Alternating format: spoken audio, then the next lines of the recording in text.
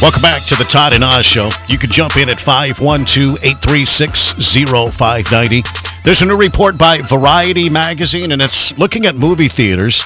They say now that COVID-19 emergency is officially over, movie theaters may see a rise in business again. Yeah, theater owners, they're feeling a little bit optimistic following the release of John Wick 4, Chapter 4 in the John Wick series there, which, by the way, we need to get the John Wick gun. It's rather expensive. Anyway, the movie theaters are excited about John Wick and Scream 6, Super Mario Brothers to the theaters. The Comscore claims that this year's domestic box office total of $2.3 billion marks a 36.8% improvement compared to a year ago. Now, it's also, almost a 600% increase from 2021 during the quarantine shutdown when nobody was going to the theaters. So how do you feel about, how often do you actually go to a theater these days? Did you go see John Wick, Scream, or maybe Super Mario Brothers? It's pretty interesting. Are you going back to the theaters? To me, there's got to be food and alcohol involved. Not your traditional movie theater that we went to when we were younger where it's just the movie and popcorn. Right. There's got to be a dinner with it. That's in my opinion. So you got spoiled over the years. I've gotten spoiled over the years. I prefer the Alamo Draft House or Movie House Eatery. Yeah. There's another place up there in Round Rock. I can't think of the name of it. It's on the southbound frontage road of I-35. Can't think of the name of the place, but it's similar to Movie House Eatery and the Alamo. So they got food, they got beer, that sort of thing. Is it you talking about the Flicks Brew House? Is that it? I believe so. The Flicks Brew House. That sounds in right. Round Rock, yeah. I was going to say Bricks for some reason, but you're right. It's Flicks Brew House. That's a pretty cool place. The combination of going to a theater, the theater setting, and a nice meal and a cold beer. Yeah, it's hard to beat that. My problem is I've gotten spoiled with not having to be around people and not having to take out a mortgage just for some Cokes and popcorn and a couple of movie tickets. I mean, it's ridiculously expensive nowadays. You took it to a sad place, man. Well, I mean, what do you mean it took it to a sad place? You sound like you're stuck watching after-school specials. That's it. You got a problem with after-school specials? Not at all. I mean, those were some of the best. The cornerstone of my childhood. Those are some of the best. That's where we learned everything about life. All I'm saying is I don't miss going to theaters very much. I couldn't even tell you the last time I went to one. My problem with the Alamo and Movie House Eatery and that Flicks up there, is that Round Rock? I think that is Round Rock. Flicks Brew House, Round Rock. Is when the lights go down and you start eating, you don't realize how big of a mess you made until at the end of the movie when the lights come back on. Yeah. And you got to walk out of that place just, with your sandwich all over your shirt.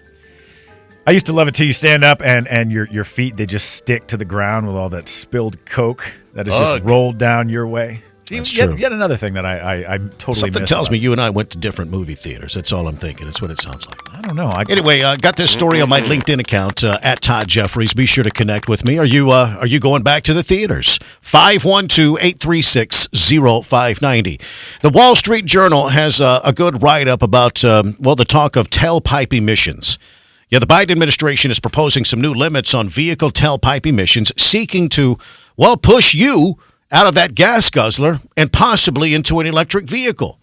Yeah, the new standards for light-duty vehicles announced today by the Environmental Protection Agency will apply to the 2027 to 2032 models. So we got some little bit of time, but not much. That's just a few years away. According to the story, they would be the nation's toughest ever restrictions on car pollution and one of President Biden's most aggressive moves yet to combat climate change. Well, this proposal moves beyond Mr. Biden's ambitious target for half of all new vehicle sales to be electric powered by 2030. Half of all vehicles sold he wants by 2030 to be EV. Well, the Environmental Protection Agency projects that EVs could account for about 67% of new vehicles sold by the year 2032. I guess that's possible. It is.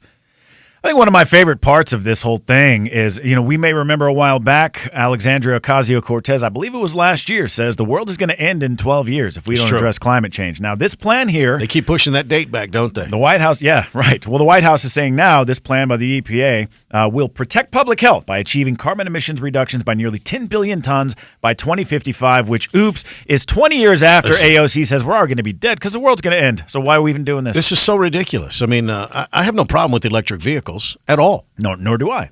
But other than their price, and it's the side of the story that says we're going to save the planet by doing this. Yeah. If you want us, if you're in that, hey, let's save the planet from climate change fear. If you're living in that world, nothing is going to change without Asian nations cleaning up their act.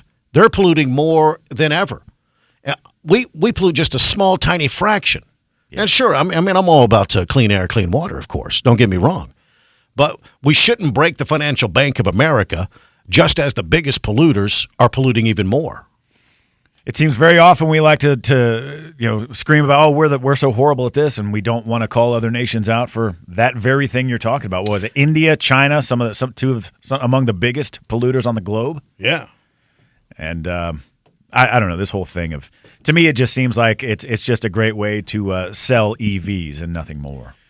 Well, there's some, I love the way the administration, when it comes to EV sales, they always leave Tesla out of the mix. They don't want to talk about Elon Musk. They don't want to talk about Tesla because Tesla's doing it better than all the other automakers out there. That's right. I mean, big time. I think they sold like 450,000 vehicles last year. Well, and there's a lot of irony in it too. It's Absolutely. Elon Musk who's the one who's put all this together. It is 6:55. The Todd and Oz Show. Listen, selling a home in 2023, it may be a little bit tougher, but the outlook is improving greatly. Yeah, interest rates have fluctuated from time to time, and you may have been on the sidelines. Well, now is a great time to sell. And the agent that I trust in this market is Christopher Waters of Waters International Realty. Let's hear about Dora. She's in Round Rock, and she found her dream home up north, and it was pricey. She needed to sell her current home at top dollar, and she needed to sell it fast. She heard about the Chris Waters team, so she reached out, and it's all true, she says. With an amazing marketing plan, my home was sold in just a few days at my high list price. I was thrilled with the entire Waters team. You will be too. Reach out to the only agent that guarantees the sale of your home, or he will buy it. Here's how it works. You agree on a price and a deadline, and if the home's not sold by then, well, that's when Chris's team buys it from you. And, that relieves a whole lot of pressure. Get started today. Go to his website, ChristopherWaters.com, with 2 T's, ChristopherWaters.com. That moment when you